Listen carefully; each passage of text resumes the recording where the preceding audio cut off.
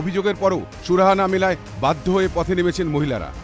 এই ডুবকিটি গ্রামে রাস্তার উপরে ঠিক রাস্তার ধারেই তৈরি হচ্ছে একটি মদের দোকান। আর এই মদের দোকান তৈরি হওয়ার প্রতিবাদ জানিয়ে এলাকার মহিলারা কিন্তু বিক্ষোভ দেখাচ্ছেন।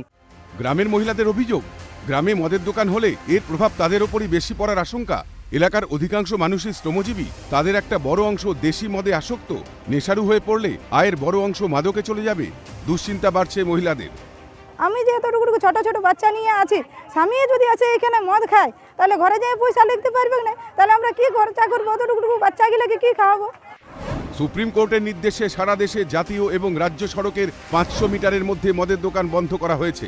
ওই নির্দেশের পর রাজ্য সরকার বিভিন্ন জেলার বেশ কিছু রাজ্য সড়কের তকমা পরিবর্তন করে, তাতে বেশ কিছু মদের দোকান রেহাই পেয়েছে। পাশাপাশি জাতীয় সড়কের ধারে বন্ধ হওয়া মদের দোকান সড়ক থেকে 500 মিটারের বাইরে নিয়ে গিয়ে খোলার অনুমোদনও দিচ্ছে আবগারি দপ্তর। অন্য